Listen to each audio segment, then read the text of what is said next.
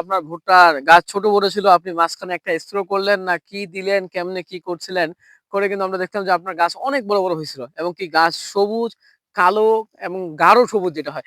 এই প্রসেসটা যদি আমাদের দর্শকদের উদ্দেশ্যে আপনি বলতেন।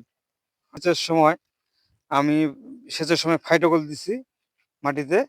আর কি বলে আপনার গাছগুলো একটু ছোট বড় থাকার কারণে আমি ক্লোরোফিল স্প্রে করে দিছি আরকি।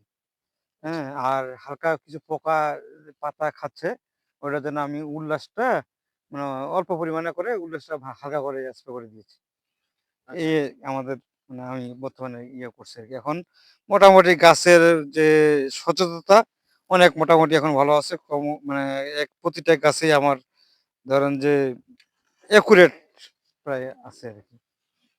চলে আসছে একুরেট যেটা দিয়ে আমরা পেয়ে গেছি সেই ১০০ মণ এবং ৯৭ মণ প্রাপ্ত ভুট্টা চাষী ফলন যে ভাইয়ের হয়েছিল তিনি আমাদের সাথে আছেন। ভাই আপনার পরিচয়টা আপনার মুখেই দেন।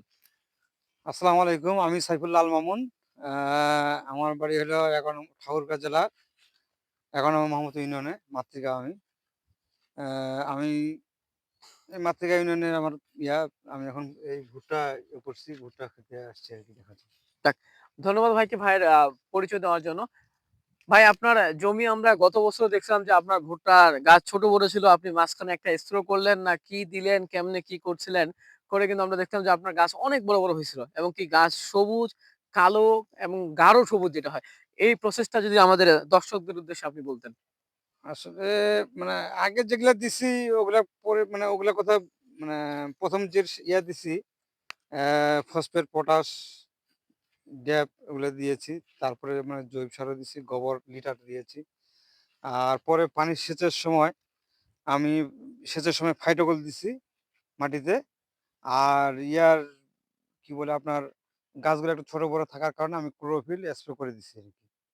হ্যাঁ? আর হালকা কিছু পোকা পাতা খাচ্ছে, ওটার জন্য আমি উল্লাসটা মানে অল্প পরিমাণে করে উল্লাসটা হালকা করে স্প্রে করে দিয়েছি।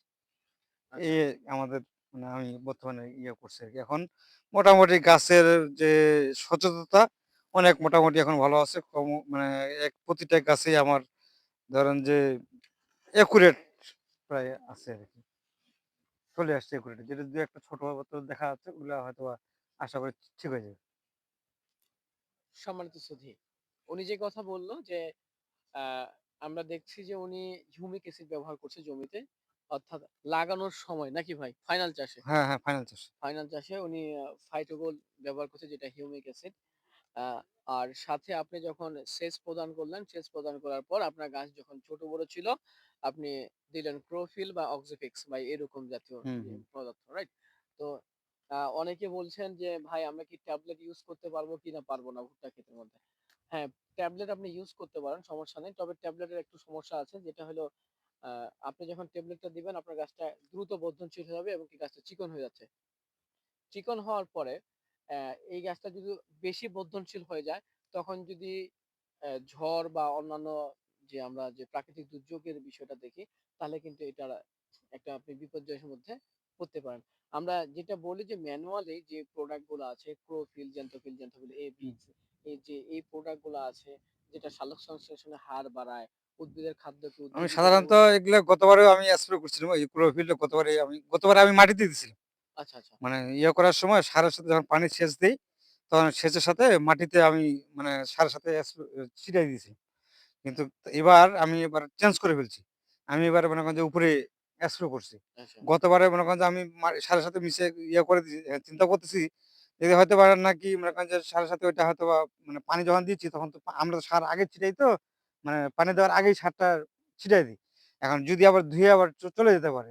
এবার ওইটা না করে আমি এবার স্প্রে করে দিছি আচ্ছা। আরকি।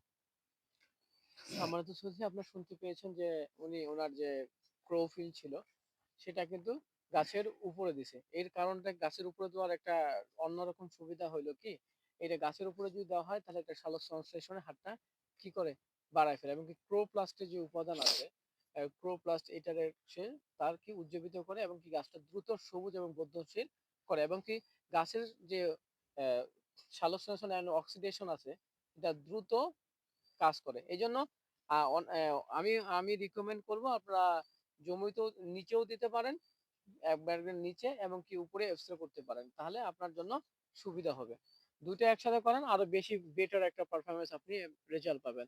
তো যারা বলতেছেন হচ্ছে না কাজ বা আমার গাছ চিকন, আ আমার গাছ খুব ছোট, আমি কিভাবে মোটাজাত করব? তাদের জন্য এই ভাইয়ের উপদেশগুলো অবশ্যই আপনারা কি করবেন?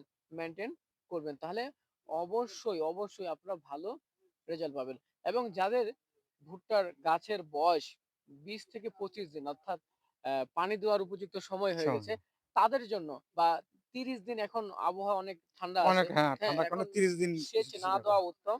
যদি একান্তই বাধ্যগত আপনার জমিতে পানি রস না থাকে তাহলে আপনি সেচ দিতে পারেন বা পানি দিতে পারেন। এছাড়া আমি মনে করি যে এই সময়টা স্কিপ করা সবচেয়ে ভালো, উত্তম হবে। ভালো, নাকি হ্যাঁ, ভাই? ভালো।